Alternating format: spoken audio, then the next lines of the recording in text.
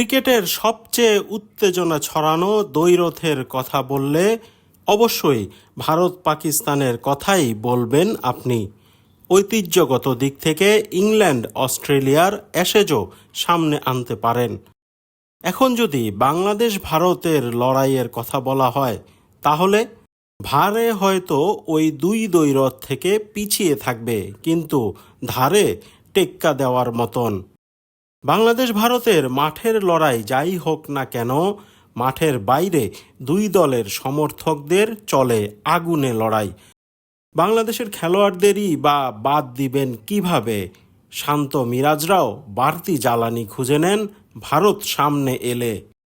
সাম্প্রতিক সময়ে ভারতের বিপক্ষে বাংলাদেশের লড়াইয়ের উত্তাপ কোনো অংশে কম নয়, কিন্তু ভারত পাকিস্তানের ক্রিকেট লড়াইয়ের মতো বাংলাদেশ ভারত লড়াইয়েও কি ঢাকনা পড়তে যাচ্ছে? হাওয়া কিন্তু সেরকমই।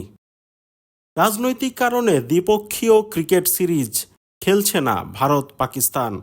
ভারত নিয়ন্ত্রিত কাশ্মীরের পেহেলগামে হামলায় পরিস্থিতি আরও জটিল হয়েছে।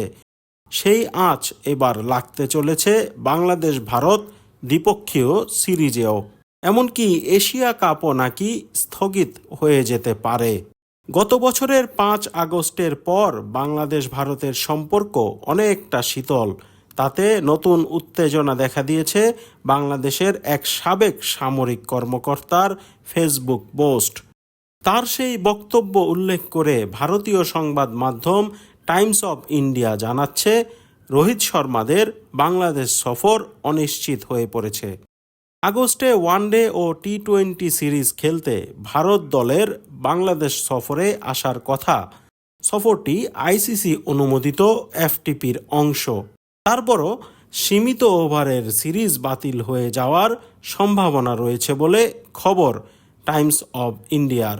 ভারতীয় সংবাদ মাধ্যমটির আন্তঃসীমান্ত উত্তেজনা উপমহাদেশে ক্রিকেট সূচি ব্যাহত করতে পারে, এই শিরোনামের খবরে বলা হয়েছে, অন্তর্বর্তীকালীন সরকারের ঘনিষ্ঠ বাংলাদেশ সেনাবাহিনীর অবসরপ্রাপ্ত কর্মকর্তা ALM ফজলুর রহমান সম্প্রতি সামাজিক যোগাযোগ মাধ্যম বার্তায় ভারতের উত্তর পূর্বাঞ্চলীয় রাজ্যগুলো দখলের প্রস্তাব দিয়েছেন। চীনের সঙ্গে একটি যৌথ সামরিক ব্যবস্থা গঠনেরও আহ্বান জানিয়েছেন তিনি। এই পরিস্থিতিতে ভারত ক্রিকেট দলের বাংলাদেশ সফর বয়কটের সম্ভাবনা উড়িয়ে দেওয়া যাচ্ছে না বলে টাইমস অব ইন্ডিয়াকে জানিয়েছে ঘটনাপ্রবাহ পর্যবেক্ষণকারী একটি সূত্র। যদিও বাংলাদেশের পররাষ্ট্র মন্ত্রণালয় এক বিজ্ঞপ্তিতে জানিয়েছে, ওই বক্তব্যের সঙ্গে বাংলাদেশ সরকারের কোনো সংশ্লিষ্টতা নেই। আইসিসির এফটিপি অনুসারে আগস্টে বাংলাদেশ সফরে এসে সীমিত ওভারের 6টি ম্যাচ খেলবে ভারত। 3 ওয়ানডে ও 3 টি-20 সিরিজটির সূচিও ঘোষণা করা হয়েছে। 17 আগস্ট মিরপুরে মাঠে করানোর কথা প্রথম ওয়ানডে। বিসিবি অবশ্য নির্ধারিত সময়েই সিরিজটি আয়োজনের ব্যাপারে আশাবাদী।